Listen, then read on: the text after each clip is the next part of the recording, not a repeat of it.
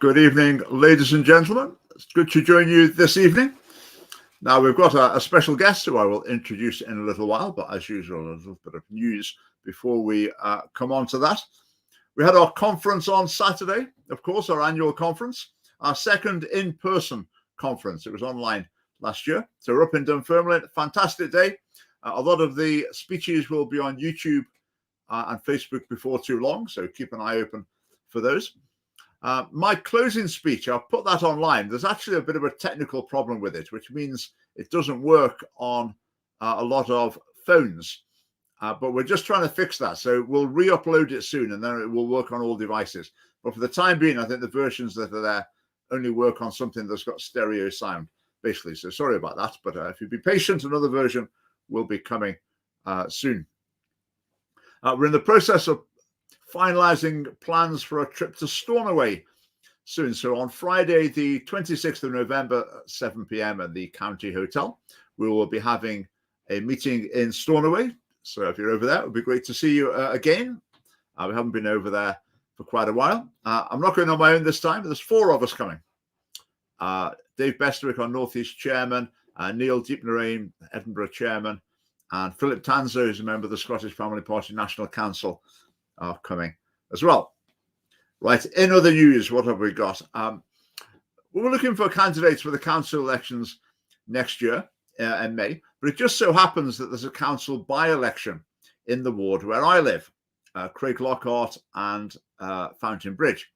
So I'm going to stand in that by-election. I think it will be in January, I would guess. So I'm going to stand in that by-election as a bit of a trial run so we can learn the ropes in council elections. So that will be tales to tell from that. Well, it'll be good to be out and about meeting people and seeing the response to the family party. Right, just one more little story before I introduce our special guest. You'll have seen I've been following the buffer zone debate about the prayer vigils outside abortion clinics and the way that the MSPs are trying to demonize them and make it sound like they're standing there rugby tackling people, throwing stones at them, just doing also. They're trying to, ridiculous exaggeration. More than exaggeration, downright lies in the Parliament. But they talked about it again today. Alex Cole-Hamilton said that these, a couple of people holding placards, quietly praying, he said that they're molesting the women going in. I mean, the leading definition of molesting in most dictionaries is like sexual assault. So that's a new one. So we've had violence, abuse, harassment, all the other ridiculous ones, but we've now added molestation to the list of ridiculous words.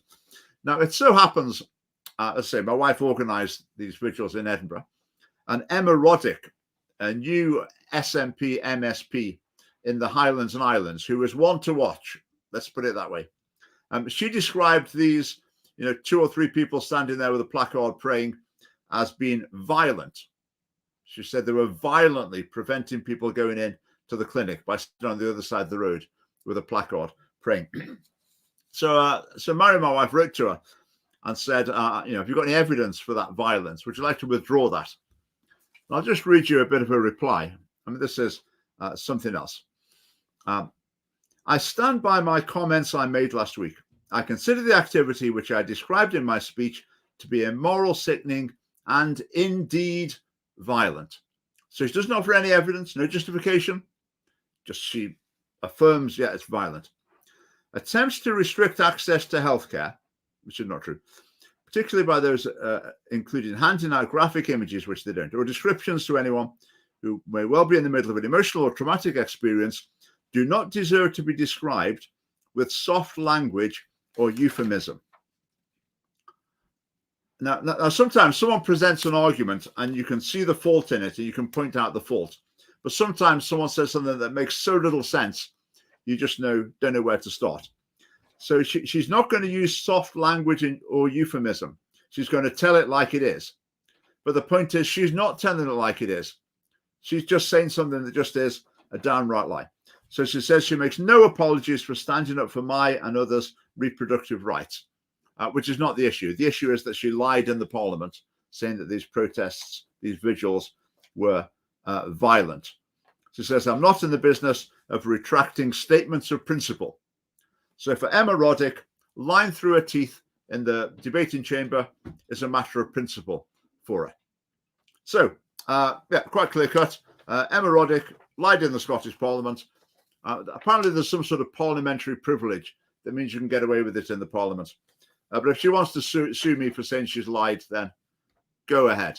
Go ahead. But it's outrageous that the MSPs can get away with just lying in the Parliament. And not just like lies directed at no one, lying about groups of people.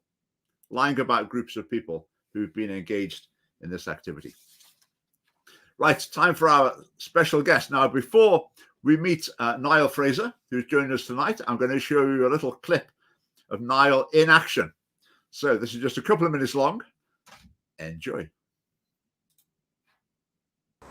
I look a lot at the problems that society has, trying desperately to find the root cause, and I always come back to the same thing.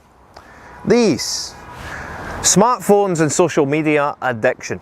Connected devices have crushed real, tangible communities and split humans into the self and the digital self. There was a recent viral video of a person being mugged at a cash point. There were a few bystanders at the scene, and instead of intervening and trying to help the victim, not only did they just stand and watch, their first reaction was to whip their phone out and press the record button. Now, I'm lucky enough to be born at a time where my generation sort of straddled the technology advances. But all generations born after me won't benefit from what I had. They only know technology, they only know social media, and they only know what the phones allow them to know. Libraries are empty or shut, and books are going unread. In SNP's programme for government, Nicola Sturgeon said the following that went under the radar. We will provide every child with an electronic device and a connection to get online, recognising that this is as essential to education today as jotters and pencils were in years gone by. Now, I completely disagree with Nicola here. To me, phones have no place in schools. Pencils and jotters didn't do me any harm, and they didn't do Nicola any harm either. She's ended up the First Minister. I think the time has come for us to rethink mobile phones and devices, if not for ourselves, but for future generations. It's my firm belief, backed up by studies, that smartphone usage by adolescents can lead to depression, mental health issues, and ultimately suicide. So why does Nicola want to equip every Scottish child with a device? Socrates didn't have a phone, Pythagoras didn't have an iPad, and Confucius didn't have Alexa to ask.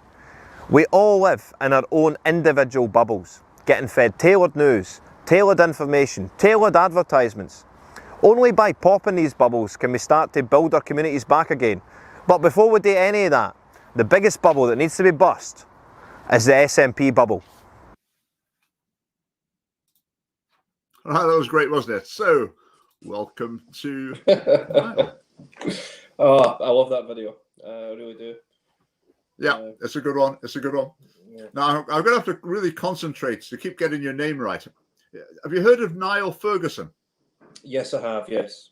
The famous Scottish historian. I've read quite a lot of his books, and I keep having to stop myself, and I've said Niall from going into Ferguson. Anyway, it's great to have you on the live stream. We've got lots of things to talk about. Where are you based? So I'm based in Hamilton now. I'm in my office, Hope CBD office at the Hamilton Aki Stadium just now. Okay. Lovely part of the country, Central Belt. Now, you can you describe what you do? I mean, you're a political campaigner. Would that be the best summary? Yeah. So I don't know what to describe myself actually, Richard. You know, I ran for All for Unity for George Galloway's party. Try to stop the SNP. Try to point out the flaws in all the policy, the flaws in governance, the deep-rooted hypocrisy, the damage being done to the education system, the damage being done to the economy. And once the election passed, I just thought, you know, I'm not going to stop. I'm just going to keep going. I'm just going to keep battering on with trying to educate as many people as possible to the SNP's woes. So it'll be, yeah. That's a big job, isn't it? All hands on deck. Yeah, for that job, that's for sure. Well, let's talk about some of the things you raised in the video there. I mean, you've obviously got it in for electronic devices for young people in education. in particular. But what is it about them? Do you think is the problem in terms of in the classroom, for example? Well, in the classroom, I think people's attention spans, especially in kids, can be dropped to. I mean, where do we go? There is no bottom. I think people. I think learning via a phone poses a lot more challenges to just writing it down, for instance, or doing mental mathematics, mental arithmetic. It stimulates the brain, whereas on the phone it's just a calculator, or it's just you ask Siri, you ask Alexa, and I think it leads us down a path where people don't think for themselves overall, and they rely too much upon the phone and upon technology rather than themselves and their own intellect. Yeah, I think the attention span issue is really serious. I mean, it just seems like you say, it's a race to the bottom. I mean, TikTok is leading the race at the moment. I mean, is someone going to come along with like 20-second videos or something? It just or less. Yeah. How much can you cram into 5 seconds? It was, YouTube. It used to be, 5-minute videos, and then it started getting long form. Then we got Twitter, where it was, 2-minute max. Then we got TikTok, which is 30 seconds max. I mean, people will come out with 10 seconds or less, and you'll be flicking through 10-second videos, and I mean, there is no bottom. Yeah, but in terms of devices in the classroom, I was teaching until a few years ago. There were some things where if the boys had phones, that'd be quite handy. If the board's covered in something, they can take a picture of it and have a record of it. I mean, that could be quite handy. But on the other hand, you've always got the surreptitious use under the desk, and that's. I think even if they're in the pocket during lesson time, just to have them during the school day is going to mean every spare minute is spent on them. The time when they should be thinking, right, what have I got next lesson? What do I need to get? Yeah. Is there anything I need to do? No, even that. If you think about all the notifications and vibrations that come through your phone as well, if a child's sitting at a desk, they're distracted every couple of minutes with their phone vibrating. Somebody else's phone vibrating. They hear that ping goes off there. Who's that? The attention span thing is really it's hard to quantify how hard it's going to be on the kids once they exit education. Some kids are, they would throw a tantrum if you took their iPad away, if you took their phone away. They can't live without it. I've had similar situations where, I had a phone for years, right out of high school, up until the point where I said to myself, I don't want a phone anymore.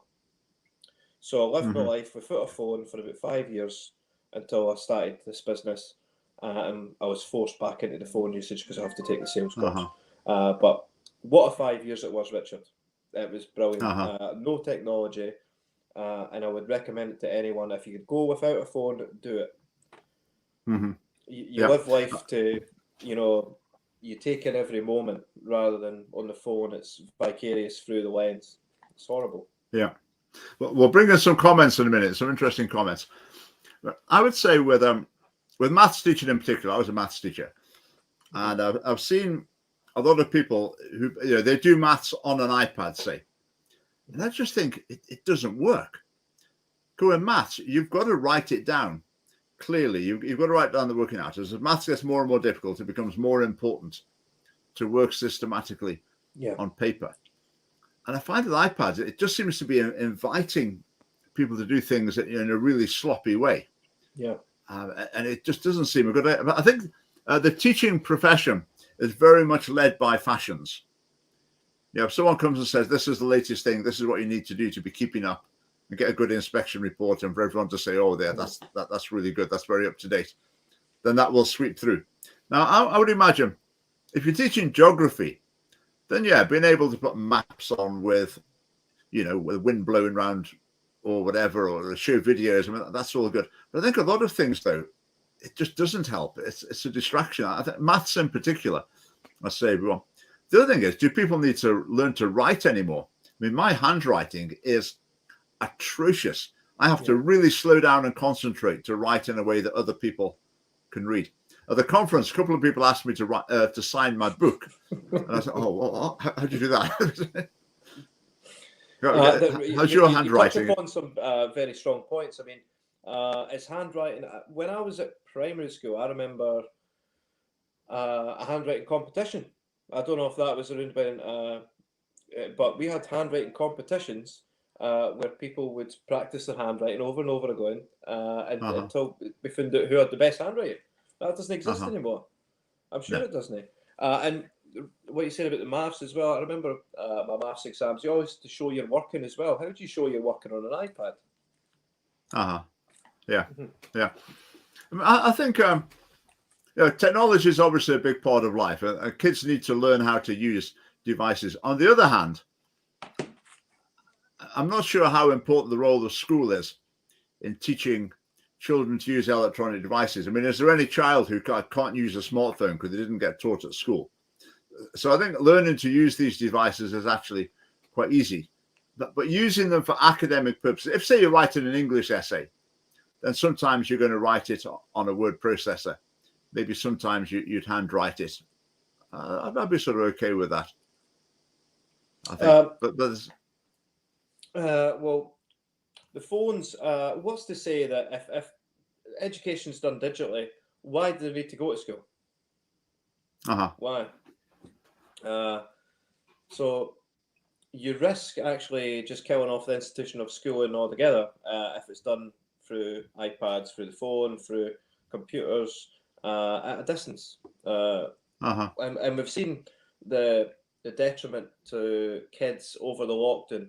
No having school, no having interaction with other kids. And we've seen, child depression spike for the first time in my lifetime. It's just, I just don't see it as a way forward. I think we should go, in order to go forwards, we need to go backwards. Yeah.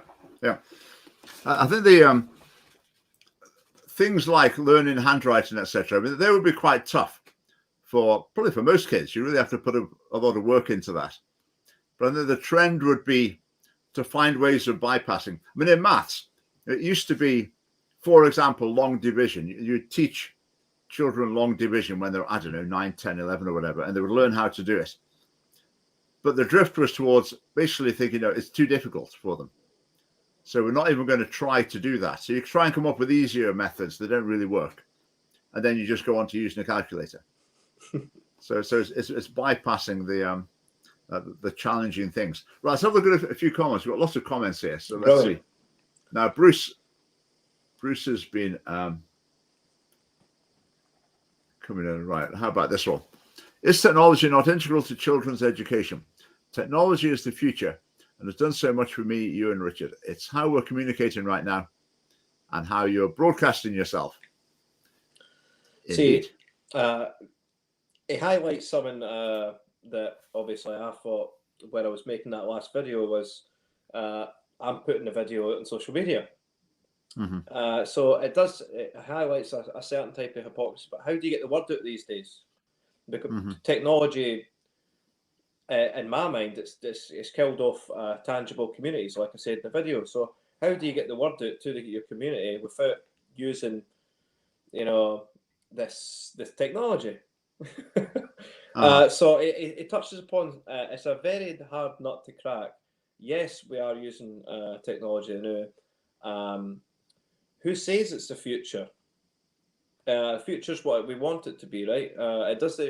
We don't necessarily need to keep growing towards this, technocracy, whereas we can limit it. I thought if they really wanted to go green in some areas, why don't just limit technology in the area? Take down all the telephone masts and make it actual green. A lot of people don't even think about what frequencies are doing to things, but it touches upon an interesting point about the technology. I know it does play a pivotal part in our lives, but at the same time, we need to limit its interaction with us or with our brains as well. I've got a theory that with smartphones, for example, things are going to level off now. Because what else are they going to be able to do? They want them to do. Once you can watch video and like broadcast video from your phone, and it can translate languages, it can do any sort of data processing you want.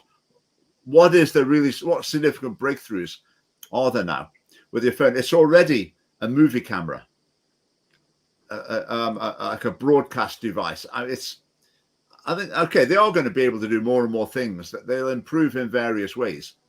But I think it's going to flatten off quite significantly because there are not that many problems to solve. And the ones that are still left to solve are so difficult, I don't think they're going to solve them. Like computers are not going to understand a natural language for a long time yet. So they're not going to be intelligent in any meaningful sense. So that's way in the distant future, if ever. Yeah, so I think there's going to be a leveling off. I'm not sure we're going to see a huge amount of change. It has to plateau at some point, surely. Yeah. Surely. Otherwise, we're talking. I mean, Elon Musk is trying to put the chips in people's brains, and then you're ultimately never not connected to your phone, which I think is a horrible idea. But we need to push back on it at some point. Yeah. If that comes, I think that probably be available in the next 2 to 3 years. Laptops to school children may be deemed a strange policy, including by me, but if you ask why, after spending 18 months learning from home, isn't the need obvious? I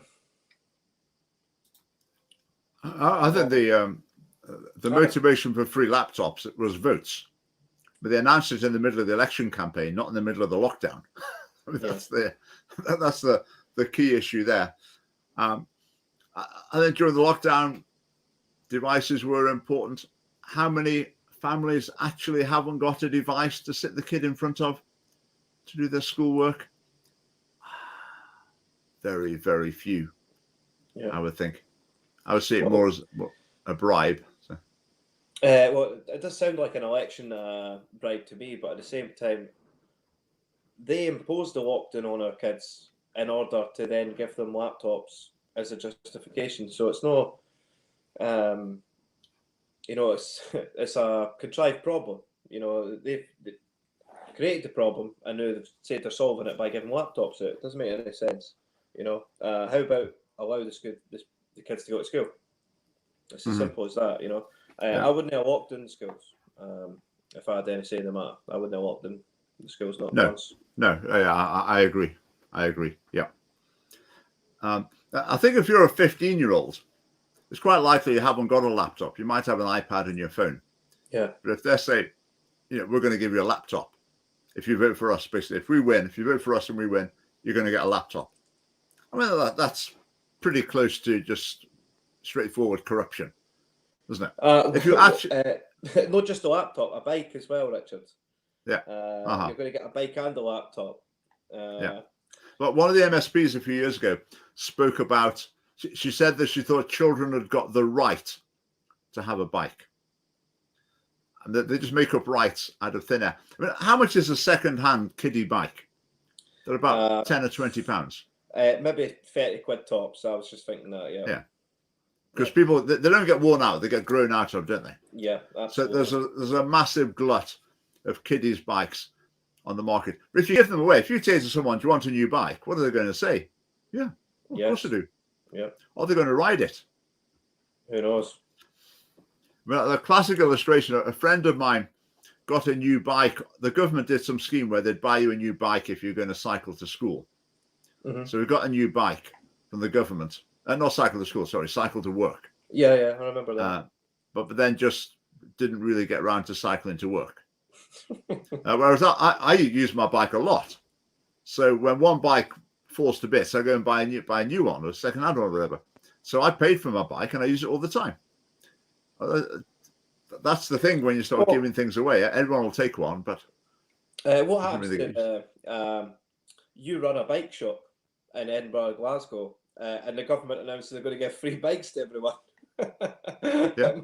Yeah. Well, you'll be out of business. That's a point I've thought about quite a bit recently. Now, with the baby boxes. Yeah. And and the free laptops. If you think about the laptops, before there was free laptops, if you wanted to sell laptops, you had to get the best laptops at the cheapest price and promote them right and get them in the right place. People would buy them. Whereas if you want to sell a load of laptops to young people now, what you have to do, you have to be on the right side of the SMP.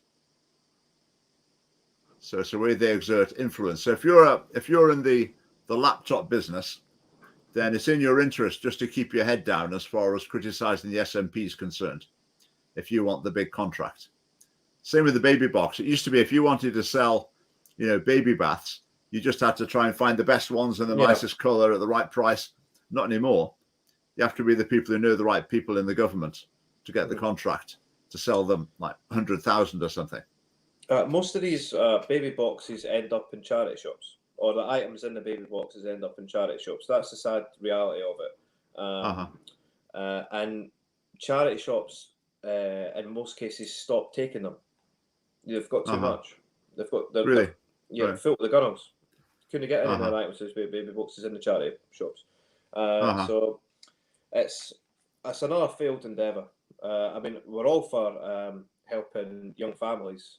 But there's better and easier ways to do it than that. With the baby box, I quite like the idea of it, but the content of it's quite politicized. I don't like it coming from the government. I would rather it came from the council. And there are things like people, they have a Facebook page of things. So you get photographs of the newborn baby with the baby box teddy. Like, thank you to the Scottish government for the teddy with newborn. I just think that's, I'm sure part of the thinking is this is a really intense time of joy in a family, and we want to get in there. We want to get in the photograph, if you like. Yeah, I'm with you. And there are a few things, items within it as well. I remember made a video on it ages ago. Some of the items in it as well are a bit dubious. But overall, I think the idea of giving a baby box is good. But then the other side is, I say it does give the government more influence. Because instead of people choosing where they buy this stuff from, it's whoever's in the SNP's good books that gets to sell it. So, right. So, any other comments while we're talking there?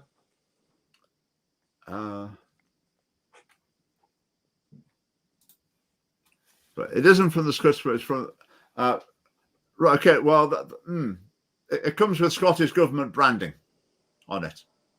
It comes with Scottish government branding on it. From the taxpayers. Yeah, but it doesn't say on though from the taxpayer. It says Scottish government on it. Yeah. I mean, obviously it comes from the taxpayers, but just via the Scottish government. Yeah. Everything that the Scottish government gives us is from us, from the taxpayers. Yeah. Now, in the video, you mentioned the people taking out their phones. I can't remember taking out their phones and taking pictures. Was it when there'd been an accident or something? Or? So there was a video I seen. It was a really horrible video, but it was viral. It must have been a few weeks before I made that video. But there was this a man being mugged at a cash point. Right. And there was just 3 people just taking videos of it. Nobody tried to help him. First instinct to take the phone out. They're all counting the views in their head. It's a sickness. It really is, and I think it's I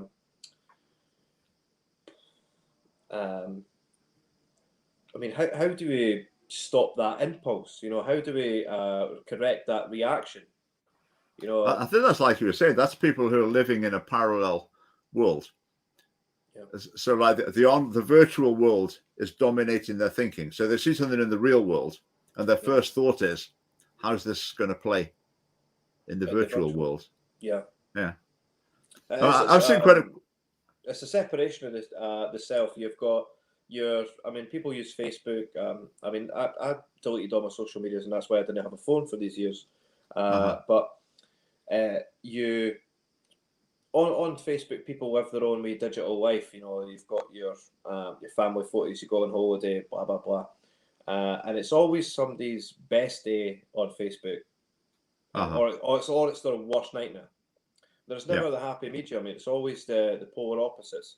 So I think that social media sort of polarizes people, separates them, and it's all psychological games. It's horrible what it does to people, and people don't. We're sleepwalking into this. We don't know what's happening to us. Or people are not awake to it yet. Yeah. I find with social media, I mean, there is the element of, I suppose at the core, it's sharing things with people that you do actually know. Yeah. So like you put your photographs of what you do in the weekend, and your friends and family see it, and then they can ask you about it next time. So that's just quite a small group of people. Then there's the side where you keep in touch with people you might otherwise have lost contact with. That's quite nice as well. I think it's like replace the Christmas card. It used to be like your last tenuous connection with someone would be exchanging a Christmas card, wouldn't it? Whereas now it's more being a Facebook friend. Then in between, there's a lot, like you say, that it's not really fulfilling either of those functions. No, if you could spend 5 minutes scrolling Facebook and find really quite horrible things, or very great things, you know, a celebration, a birth, but then it's, you know, people maybe using people's deaths as a way to get likes and stuff like that. It's, you know, it leads people down a really dark path. So it does. Yeah. Right, I've got comments on the baby box. Let's have a look at this. Oh, let's go. Avril, as a health professional aware that baby box is well received by parents. I would say with that, the SNP often says, you know, this has obviously been a success because people take it. I would argue if you give something away, it's probably not difficult to get people to take it. But contains items such as baby sling, thermometer, clothing. Yeah, I think it's got lots of good things in it. I mean, some of the things, I can't remember the details, but some of the things I thought, I never had those when my sons were born. So I don't know how necessary they are. I mean, maybe advice or research has moved on or whatever. But some of them are certainly not things that I had. Let's say, but overall, I'm happy with the idea of the some of the things box. that you mentioned there are very practical items. So thermometer, a baby sling. I mean, these are practical items that mothers should have. We're no dissing that.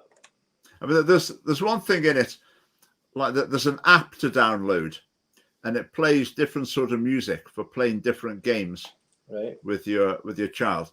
Now, I'm sure there may be imagining that there's some mother who is so bereft of imagination of how to play with a child that she needs that to do something. But I mean, is there really anyone that having an app that plays different sorts of music to play games? I don't know.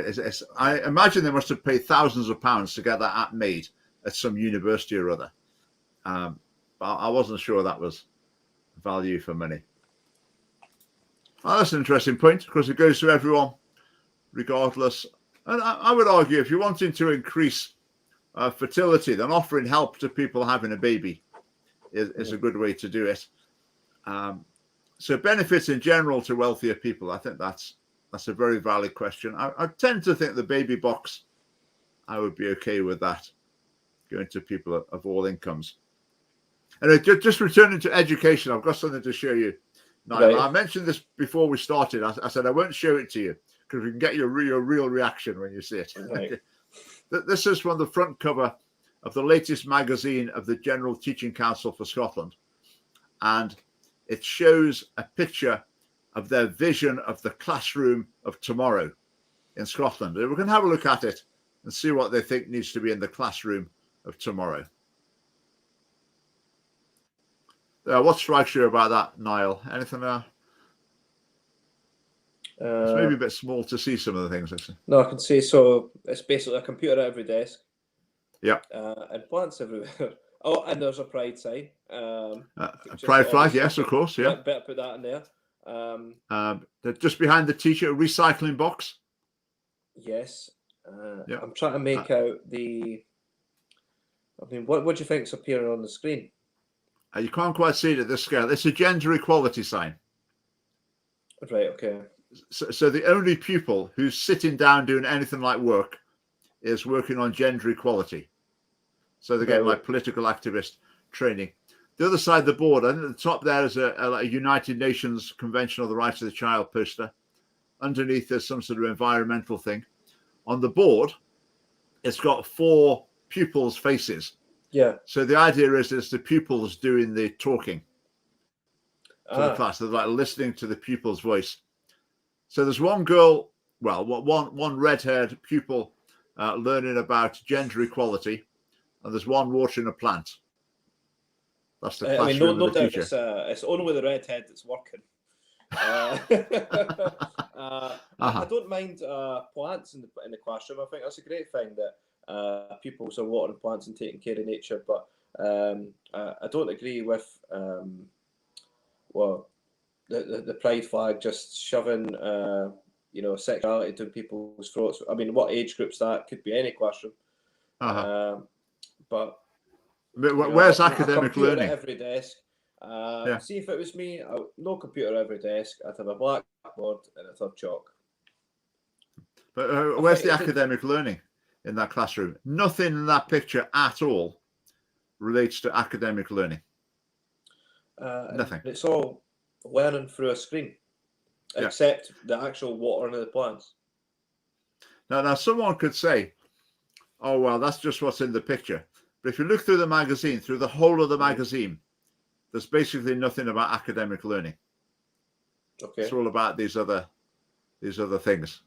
It's unbelievable. I thought if I tried to do a cartoon, like taking the mickey out of Scottish education, I'd come up with something like that. But they did it for me. I mean, there is a healthy obsession with plants. I mean, there's a teacher holding the plant. There's 1, 2, 3, 4, but 6 plants, and at 6 desks. I mean, that's the environmental thing, isn't it? Unbelievable. And now here's something else I saw that was interesting just today on the education front. I think this was in the Telegraph. See what you think of this. This is about independent schools. It says this is the HMC, so it's UK wide.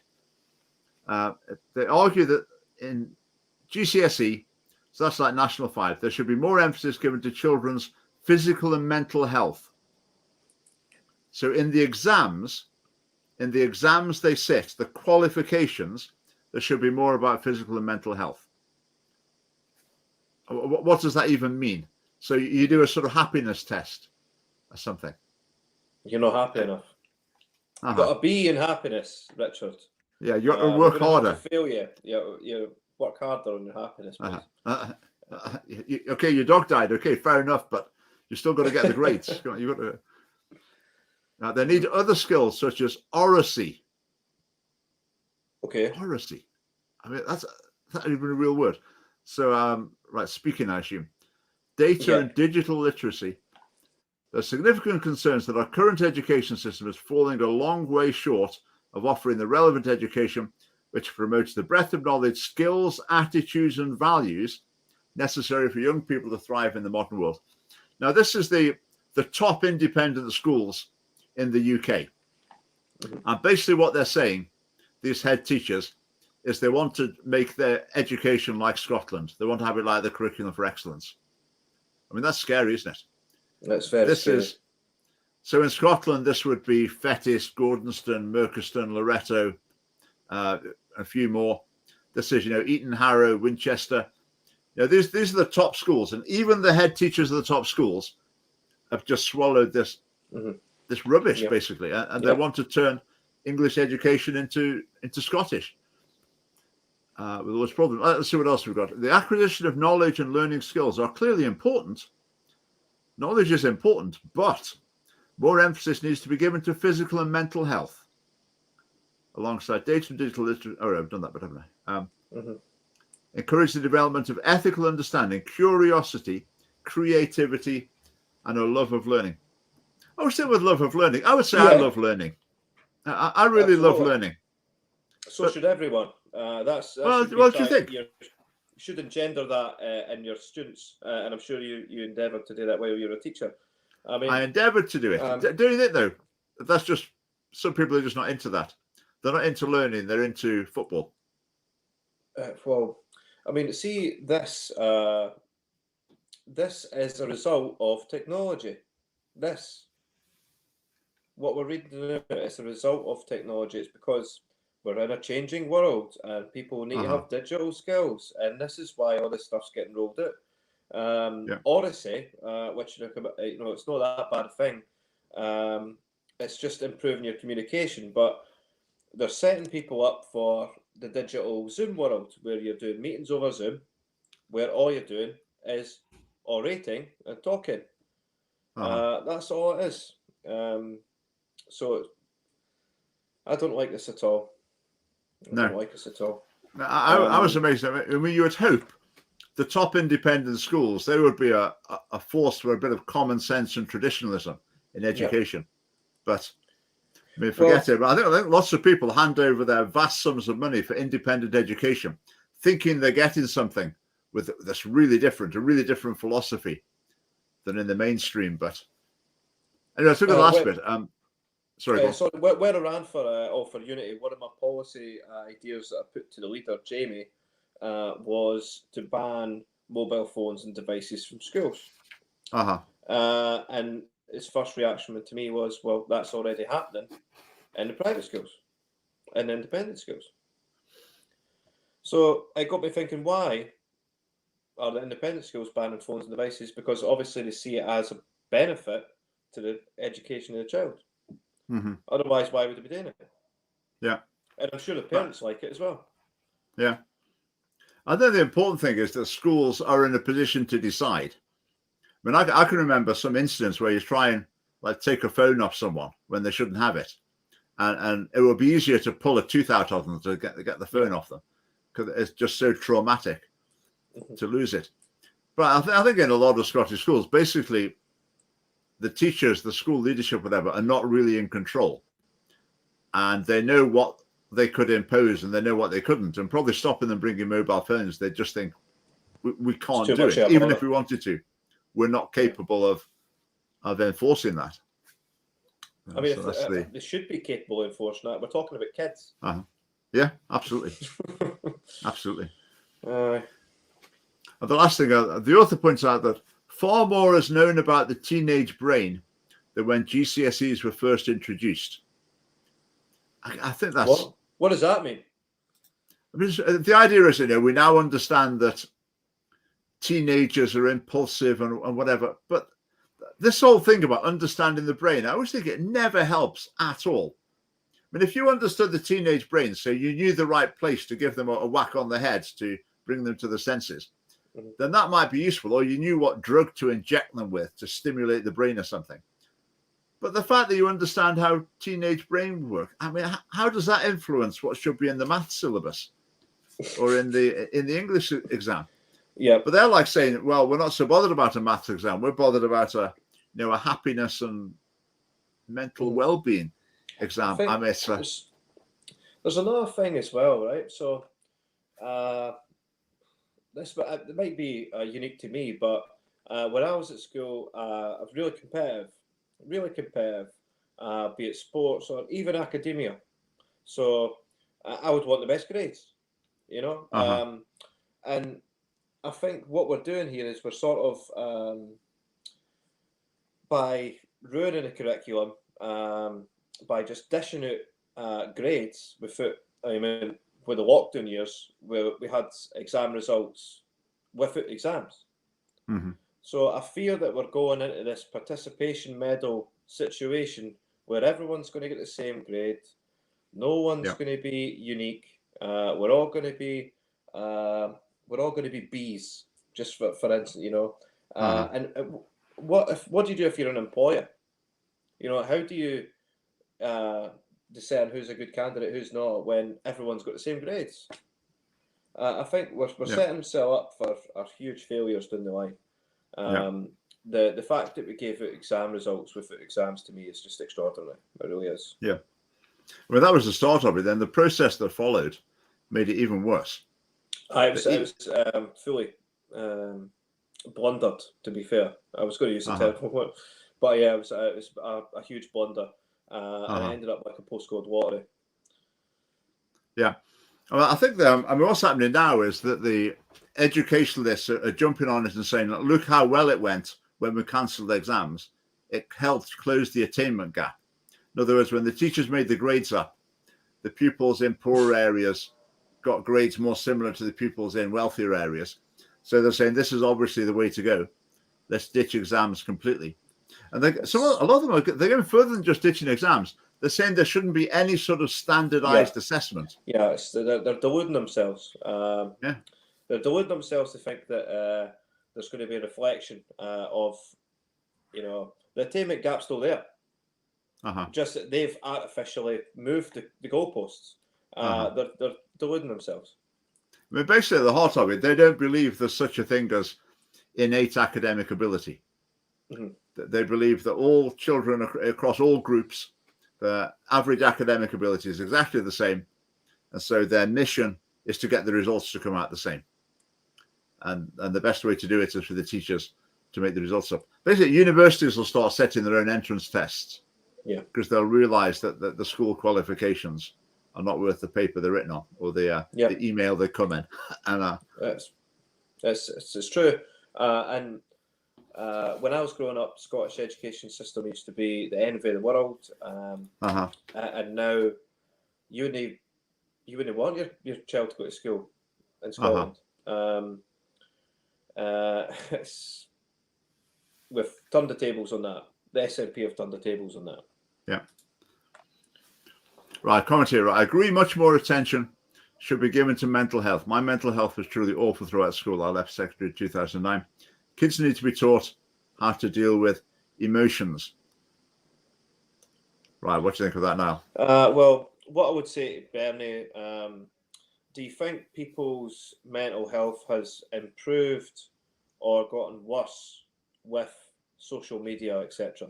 I think people's mental health would increase tenfold if they didn't have the worries about, what's this person saying about me on Facebook or Twitter, and there's a lot of online bullying adverts and stuff that affect people's mental health. Think before you post and all that stuff. I mean, the quickest way to solve online bullying is not to be online. It's as simple as that, and it's as easy as that. But I do agree. I think people's mental health has come to the forefront more over the last 10 to 15 years with the rise of technology. And it's true, we do need to keep an eye on people's mental health. People need to feel safe, secure, and open and talking. But at the same time, I think we could be talking about mental health a lot less, actually, in the same token. My view is that like the definition of mental health has expanded and expanded. And it's now at the point where people routinely describe their mental health, use mental health language, whereas maybe in previous decades, they might have said, I didn't feel great that week or whatever. They wouldn't use mental health, or I was a bit worried about something last week. They wouldn't use mental health language. Sorry to interrupt. I mean, for me, when just say I was going to take a mental health work day, it would be after a grievance, after a loss of a family member or something like that. That's when I would take a mental health sort of day. Other than that, I would just plow onward. Yeah. Or that's, looking back, that's the only time I used to think, people would take a bit of time off because family members died and they're no right mentally. And that's totally understandable, and this is life, and things like this happen. But it's part of life. People need to understand that, yes, people go through periods of being sad, but at the opposite side, people go through, periods of being over the moon, ecstatic. And it's these peaks and troughs that make it special. Yeah. Well, I would say to Bernie, I've got no idea about your particular issues. I don't know anything about those, so I obviously can't comment on those. Obviously, there are genuine mental health conditions that can be diagnosed, etc. But then the general picture is that people, particularly young people, are struggling more with these sort of issues. And it's as though that, in general, a lot of young people, school children, they feel they're under more and more pressure. So as they're put under less and less pressure, they're feeling under more and more. So as less and less demands are made of them, they feel that more and more demands are being made of them. So I would suggest we might be in a situation where children are not building up resilience through their younger years, so that the sort of everyday life becomes a bit too much for them in later stages. And I think that's the big picture for a lot of people. Obviously, that doesn't apply to everyone, but I think there's something in that. Wow, the ultimate compliment. Thanks very much, John. Definitely sensible enough, yes. I'm sort of a free political agent now. I've not made up my mind. I'm fighting for what's right, and I'm just going to keep fighting for what's right, and that's what led me to you in the first place, Richard, because it was you that alerted me to the fact, the graphic nature of what's been taught in the schools, and for that you've got my eternal gratitude for that. You're good. Well, let me show you this. So, since we're on that topic, have a look at this. This is we've just got a few minutes left. Let's touch on another couple of things. Hebridean pride. Hebridean pride, yeah. 10 things you're actually saying when you ignore someone's gender pronouns. So when you call them by the wrong pronouns, in other words. I thought this was actually quite amusing. So this is trying to deliver the message: if you don't use someone's gender pronouns, you're a really horrible, bad person. So let's see.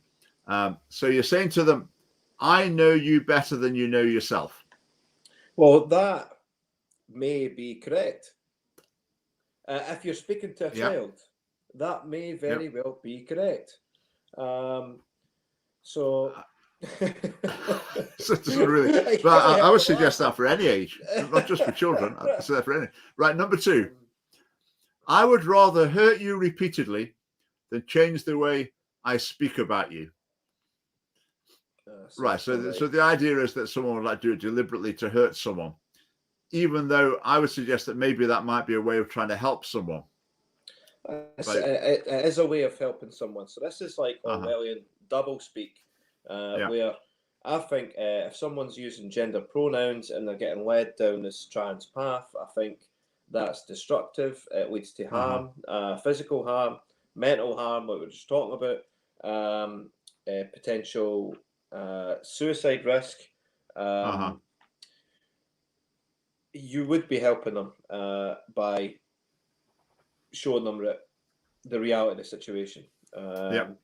If I come across someone in the street who had already transitioned, I would have no problem referring to them in what manner they prefer me to refer to them. But it's it's nice to be nice. That's it. But I mean, there's nice to be nice, and then there's affirming someone's delusion, which is a total different thing. Yeah, I've never been in the situation of having to use pronouns with a transgender person. I thought if you want to, you can sort of avoid it, because if someone says, they're a man, but they're now saying they're a woman, they want to be called she, then you could say, well, I'm going to call them they. Or I'm just going to use the name. I'm going to avoid having to use a pronoun. But using they wouldn't have that, would they? Because it's a matter of you choose exactly which pronoun you want to use. So I'm not sure what I'd do in that situation.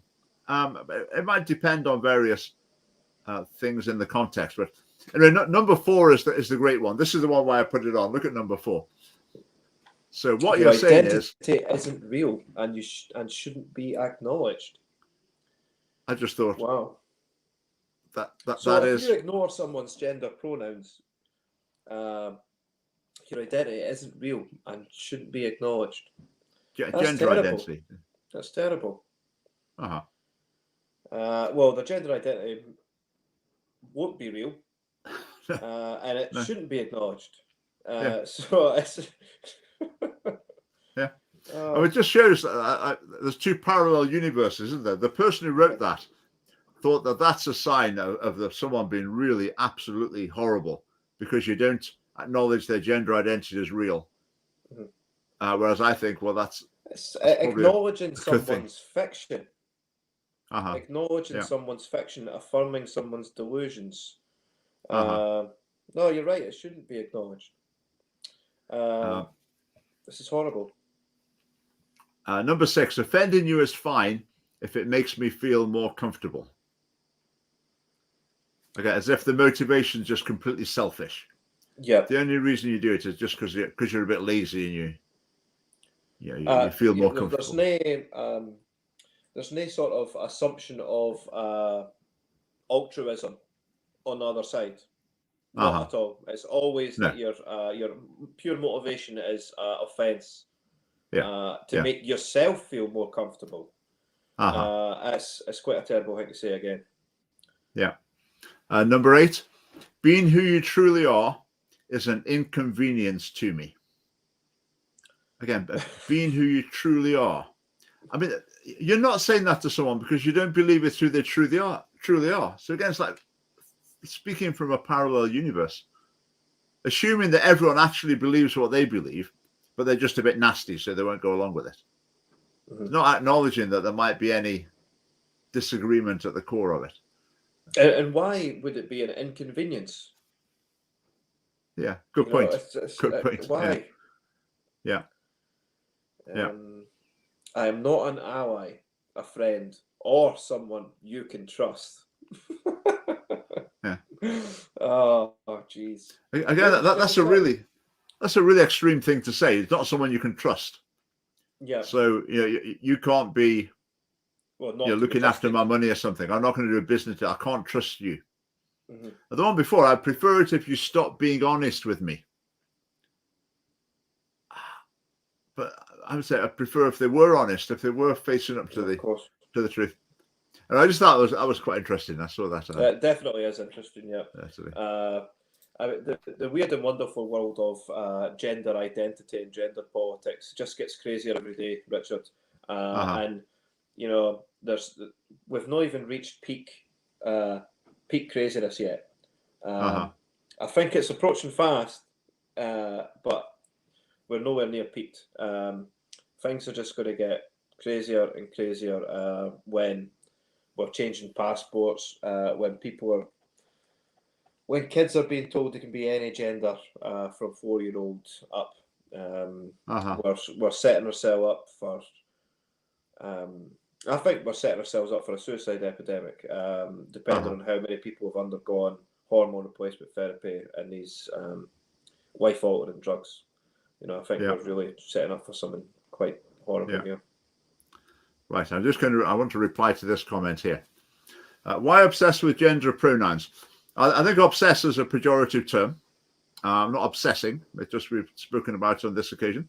With gender pronouns, when a fifth of families are in food insecure homes. I'm not sure what the definition of that is. Right, how do families end up in poverty or in difficult situations? Very, very often, it's a result of family breakdown or fatherlessness. So there wasn't a sort of a family in the first place. That's a huge part of the cause of that. So us in the family party, what we try and do is try and deal with those causes and reduce the number of households who face those sort of challenges.